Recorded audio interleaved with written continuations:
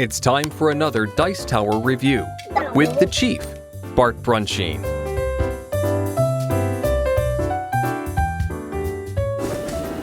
All right, it's the Chief on the Dice Tower. We're going to talk today about Skippity. This is a game from Susan McKinley Ross. Mindware. Put out by Mindware. Sorry. The best way I can explain this is it's almost like a checkers variant. It's point-to-point movement and set collecting. But go in and show you.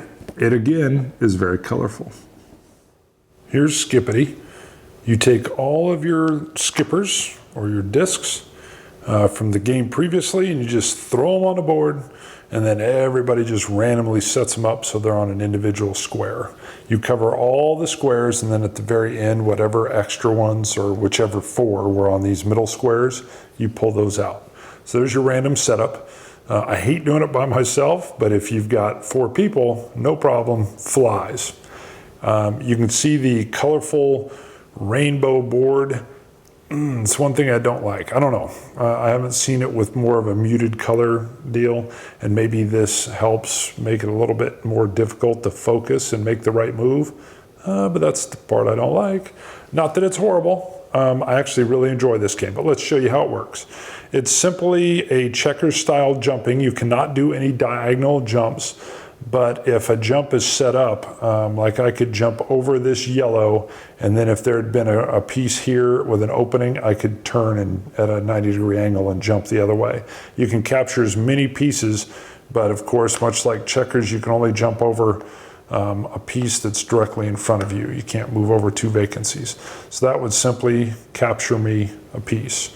And then the next player would go. And I won't walk all the way through this because if you've played checkers, you know how this goes. The goal is clearly to capture as many pieces as you can, but that's where it takes a slight little turn. It almost reminds me a little bit of Ingenious. In Ingenious, if you ended up with, 10 of the yellow, and you just had this awesome amount, maybe you were 10 in every section, but you only ended up with one orange. Your score is 1. And it's pretty similar in here. What happens is these little circles off on the borders, what happens is you stack your skippers on your corresponding color, and when it comes scoring time, you're actually trying to see who collected the most complete stacks. Which is real simple. So if I have 5 or 4 stacks that have 6 individual skippers, but I get to my yellow stack and I only have 2, my score is going to be 2. And that's as simple as that is. Now, if someone else happens to be tied with 2, which would be highly unlikely, we would then go through and count the number of skippers we have and just see who had the most. If for some unlikely event there's still a tie, then it's like a Euro game and you just happily go off tied and enjoy it.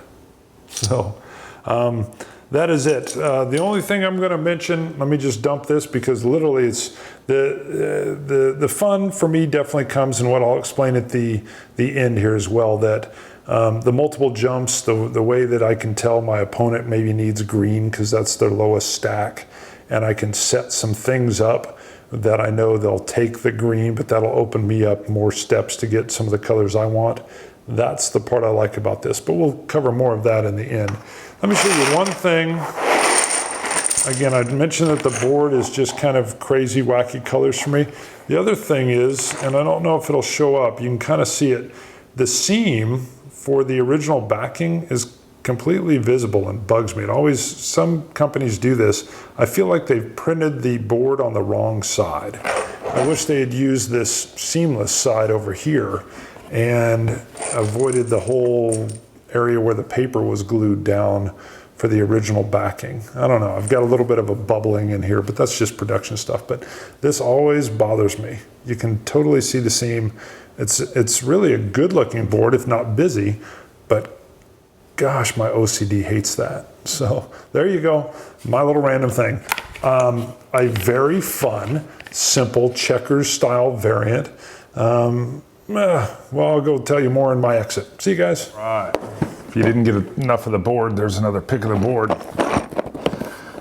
And that's probably my only detractor in this game. I know the board is there to be colorful and interesting, but to me, it gets a little bit busy.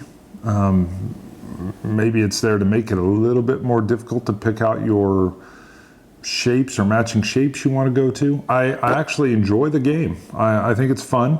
I mean, it's light. Again, it's a kid's game.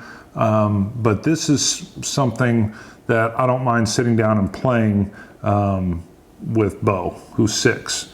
And my wife enjoys it. And there are some, little moves that you can plan ahead on, or, I've set up, not Bo, but I've set my wife up while we're all playing so that I can almost kind of force her into a move and kind of benefit me. This is a game where it's a little bit easier to think 2-3 moves ahead maybe. And since you can see what the other person's collecting and what they need, you can kind of start to engineer things. That's the part I really enjoyed. Now, Bo, my 6-year-old, isn't getting that. He just likes jumping over the pieces and collecting as many as he can get. But that is a perfect family game for me. So I'm not totally hammering the 6-year-old, but when I'm playing with my wife and my 6-year-old, we can still kind of go at it on the board, and he's still doing his thing, having his fun, and he's got a shot at winning as well because we're going at each other. So there you go, perfect family game. You can really go at each other here and leave the youngins alone, and they have a chance because of that. So I do like that aspect. Not thrilled with the board. I know I've already stated that. The pieces are nice. The checker circle pieces are kind of typical pieces. I do like how they interlock in. It's a standard when you're stacking, so they're not falling all over the place. So Skippity, Mindware, Susan McKinley Ross, definitely worth a play. I find this one enjoyable. See you guys. Thanks so much for watching the Dice Tower videos. Find more great videos and reviews, as well as our top-rated audio podcast at Dicetower.com. You can also find other great shows at Dicetowernetwork.com. I'm Eric Summerer, and you've been watching The Dice Tower. The Dice Tower is sponsored by Cool Stuff Inc., where you can find great games for great prices. Cool stuff in stock. Check them out at CoolStuffInc.com.